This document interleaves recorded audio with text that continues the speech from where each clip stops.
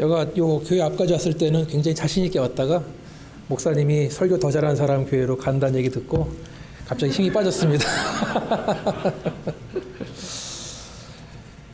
저한테는 남동생이 하나 있는데요. 그 보스턴에서 약 30년째 살고 있습니다. 근데 최근에 동생이 섬기는 교회에 문제가 생겨서 목사님께서 갑자기 사임을 하셨습니다. 동생이 섬기는 교회는 장로교회인데 목사님이 그만두시니까 그 교회 속해 있는 교단에서 목사님들을 보내서 일주일에 한 번씩 돌아가면서 설교 말씀을 하게 됩니다. 저는 동생과 그 교회 안부를 묻기 위해서 전화를 통화하는데 전화를 걸 때마다 동생이 하는 말이 오늘 어떤 교회 목사님이 와서 설교를 하셨는데 설교만 감사합니다. 예. 설교만 1시간 하시더라. 지겨워 죽는 줄 알았다라고 말하더라고요. 그래도 이번 주는 좀 낫다. 지난주는 1시간 반을 하시더라 라는 얘기를 들었습니다. 그 말을 듣는 순간 저는 다짐을 했습니다. 절대로 어디 가서 30분 이상 설교하지 말아야겠다. 오늘이 바로 그날입니다. 어쩌면 30분 넘길 수도 있겠지만 설교를 길게 하지 않겠다고 다짐을 또 하게 됩니다. 제가 섬기는 교회 아리조나 한인침례교회 2020년 목표는 한 영혼을 하나님께입니다. 사람들에게 복음을 전하는 것은 성도들에게 모든 성도에게 주어진 지상명령인 줄 믿습니다. 한 사람을 한 영혼을 인도하려면 먼저 누군가의 만남이 필요합니다. 그리고 그 사람과의 계속된 만남을 통해서 우리는 여러 가지 모습으로 섬길 수 있습니다. 기도해 줄 수도 있고요. 또 차 한 잔 대접할 수도 있고 함께 밥을 먹을 수도 있습니다. 그렇게 사귀면서 만남을 가지면서 그 사람이 가지고 있는 어려움도 나눌 수 있고 기도 제목을 나눌 수 있습니다. 그러면서 우리는 우리가 경험한 예수님을 조금씩 나눌 수 있는 것인 줄 믿습니다. 우리가 전도할 때 막 여러 명을 한꺼번에 전도하려고 그러면 불가능해 보이지만 그러나 한 명부터 내가 섬기겠다, 마음에 품겠다라는 마음으로 순종하면 가능한 일인 줄 믿습니다. 복음서를 보니까 예수님께서 누구 한 사람을 만나기 위해서 여러 다른 사람들을 만나서 왔다는 것을 우리는 발견을 합니다. 제 설교가 만남을 주제로 오래 하고 있는데요. 연결된 것이기 때문에 그렇지만 그 흐름이 끊어지더라도 상관은 없습니다. 근데 요한복음을 보시면 예수님께서 먼저 침례 요한을 만나십니다. 침례 요한은 자기의 제자 중 하나인 안드레를 소개합니다. 안드레는 예수를 만난 다음에 이분이 바로 메시아라는 것을 발견합니다. 그리고 안드레는 자기의 형제인 시몬을 데리고 나옵니다. 베드로를 데리고 나와서 소개시켜주고 베드로는 자기의 고향 친구인 빌립을 소개시켜주고 빌립은 자기의 친구인 나다나엘을 소개를 시켜줍니다. 그렇게 예수님을 통한 만남이 연결되는데 그 만남이 지금까지 이어지는 줄 믿습니다. 오늘 함께 읽은 본문을 보시면 예수님도 우리를 만나기 위해서 이 땅에 오셨습니다. 그런데 그 만남은 거절도 많이 당하는 만남이었습니다. 성경에서 가장 유명한 구절 가운데 하나인 3장 16절. 제가 그 90 넘으신 노인분한테 칠판에 요한복음 3장 16절을 다 크게 적은 다음에 단어 하나하나 설명하면서 복음을 전한 기억도 영접했던 기억도 있습니다. 전반부를 보니까 하나님이 세상을 이처럼 사랑하사 독생자를 주셨으니 하나님이 세상을 사랑했다고 하셨는데 여기서 말하는 세상은 예수님을 거절하고 예수님을 십자가에 못 박은 사람들, 바로 저와 여러분이 다 포함된 사람들인 줄 압니다. 그리고 우리를 향한 하나님의 사랑은 자기의 사랑하는 아들 독생자 예수를 주신 것으로 나타났습니다. 아들을 내어준다는 것은 그만큼 우리에게 아낌없는 사랑을 주셨다는 것인 줄 믿습니다. 계속해서 그를 믿는 자마다 멸망치 않고 영생을 얻게 하신다. 놀라운 소식인 줄 믿습니다. 예수를 믿기만 하면 멸망을 받지 않는다. 이 말씀을 생각하면서 하나님께서는 어떤 한 사람이 죽을 때까지 바라봤다가 죽을 때 얘를 살려 죽여 이렇게 하시는 게 아니라 이 말씀은 이미 모든 사람들에게 사형 선고가 주어졌다라는 말씀입니다.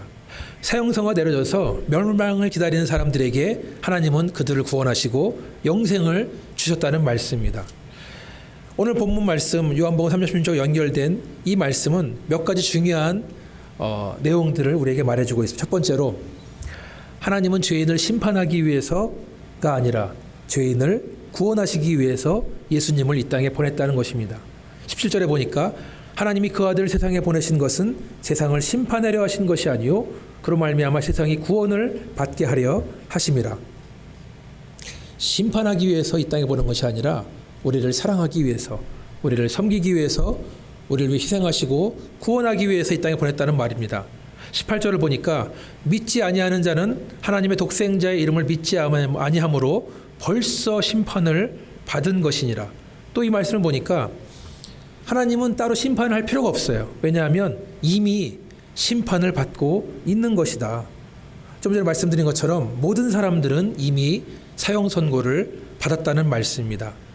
아담이 하나님을 향한 범죄를 저지른 이후에 타락한 이후로 모든 인간들은 사형 선고를 이미 받았고 이미 심판 가운데 있는 줄 믿습니다.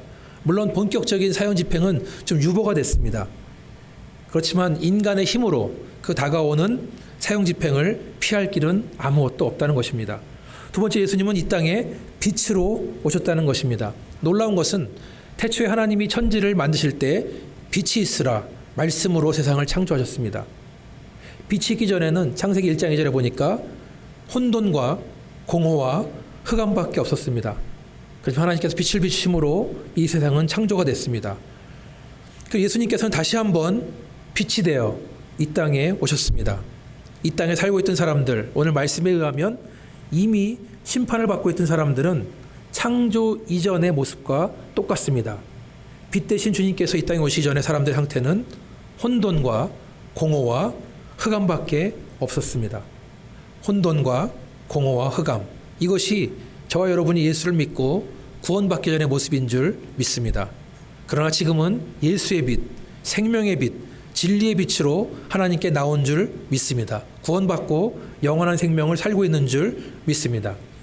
빛에 대해서 어떤 사람이 이렇게 말을 했습니다. 빛이 빛난다는 것은 어떤 것이 있다는 것을 전제로 한다. 빛은 존재의 결과다. 반면에 어두움은 빛나는 그 무엇인가가 없다는 것을 전제로 한다. 어두움은 빛이 존재하지 않는 결과다. 그렇습니다. 어두움은 특별한 힘이거나 무서운 존재가 아닙니다. 어두움은 빛이 없는 상태와 그 현상일 뿐입니다.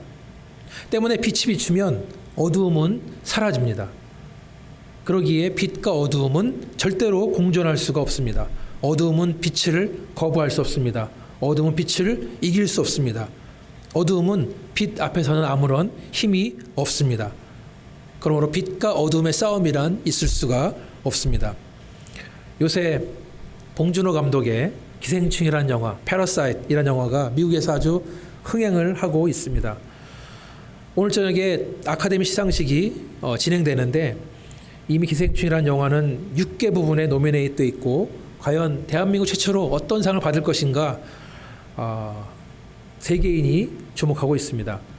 저도 이 영화를 봤는데 이 영화는 기본적으로 가난한 집 식구가 부잣집에 한 사람씩 신분을 속이고 들어가서 일어나는 일입니다. 그런데 이 영화를 보고 난 다음에 머릿속에 남아있는 장면이 뭐냐 하면 이제 이렇게 가난한 집 식구가 다 모여서 부잣집에 들어왔는데 어느 날 그 집주인이 여행을 떠난 거예요. 그래서 가난한 집 식구들이 모여서 파티를 벌입니다.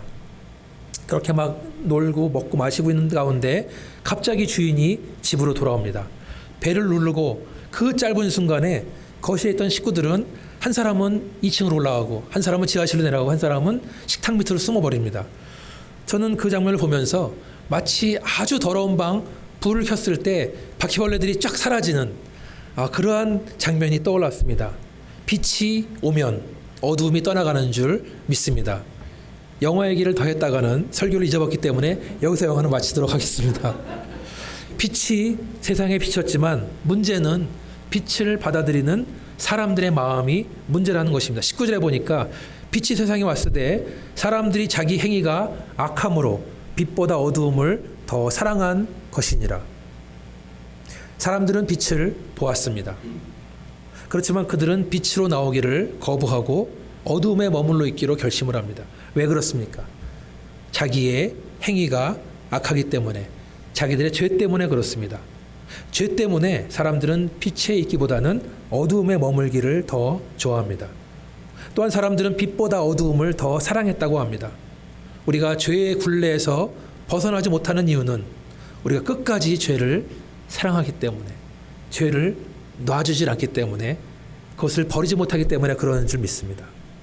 계속해서 20절을 보니까 악을 행하는 자마다 빛을 미워하여 빛으로 오지 아니하나니 이는 그 행위가 드러날까 하며, 죄를 사랑하면 예수를 미워하기 마련이고 예수님을 사랑하면 죄를 미워하기 마련입니다. 빛이면 빛, 어두우면 어두움이 있는 줄 믿습니다. 마태복음 6장 22절에서 24절을 보니까 눈은 몸의 등불이니 그러므로 내 눈이 성하면 온몸이 밝을 것이요 눈이 나쁘면 온몸이 어두울 것이니 그러므로 내게 있는 빛이 어두우면 그 어둠이 얼마나 더하겠느냐. 한 사람이 두 주인을 섬기지 못할 것이니 혹 이를 미워하고 저를 사랑하거나 혹 이를 중히 여기고 저를 경히 여김이라. 너희가 하나님과 재물을 겸하여 섬기지 못하느니라. 빛과 어두움은 마치 두 주인과 같습니다. 우리가 하나님을 사랑하면 재물을 미워하기 마련이고 재물을 사랑하면 하나님을 미워하기 마련이라고 성경 말씀은 말하고 있습니다.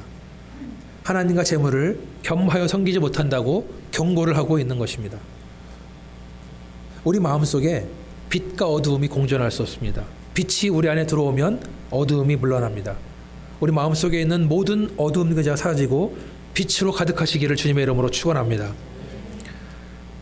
또한 빛이 있으면 우리의 악한 행위가 드러날까 봐 빛을 미워한다고 했습니다.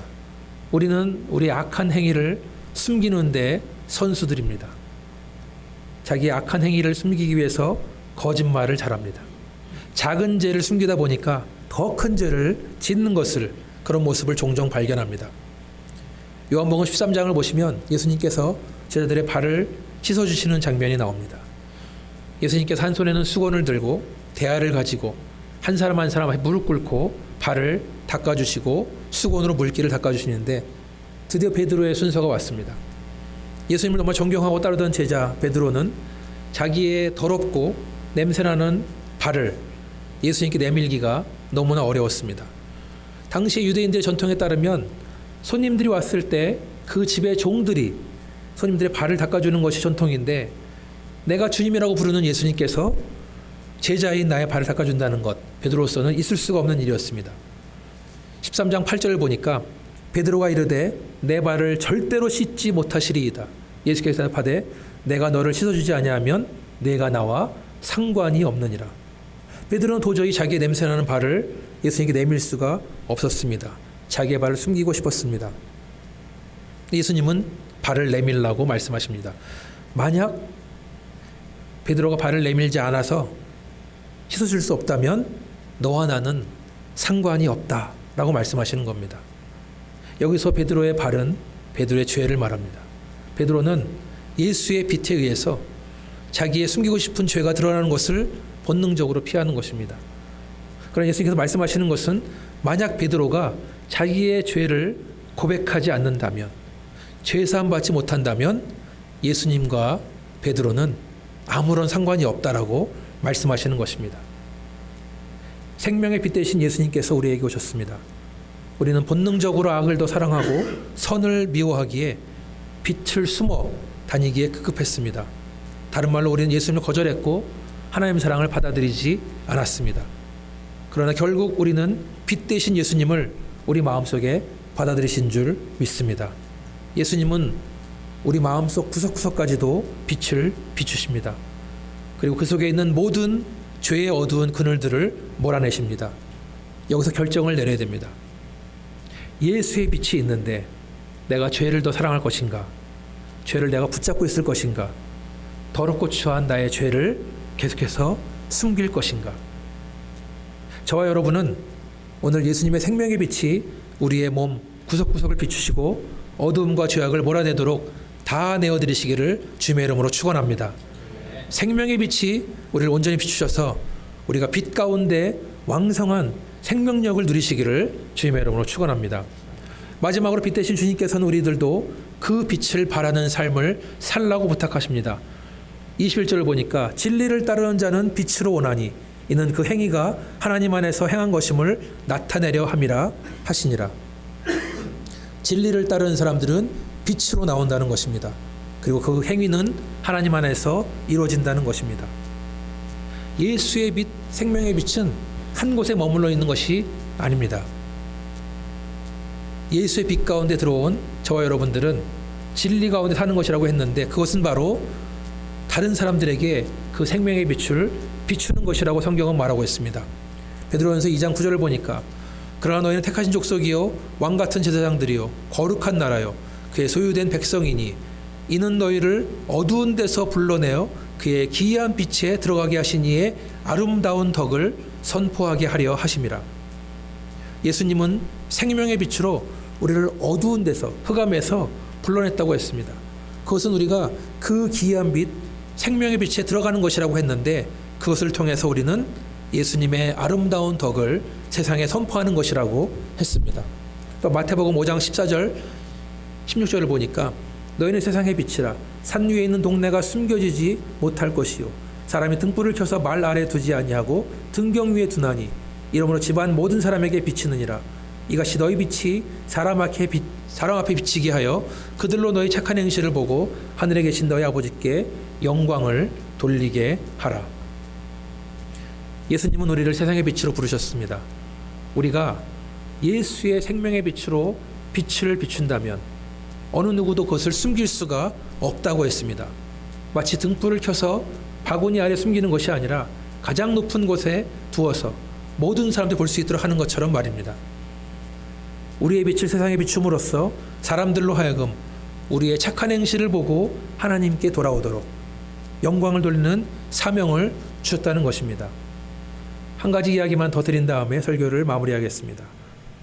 고대 그리스 시대부터 내려오는 유명한 이야기입니다. 어떤 앞을 보지 못하는 맹인이 밤마다 등불을 킨 다음에 길을 떠났다고 합니다.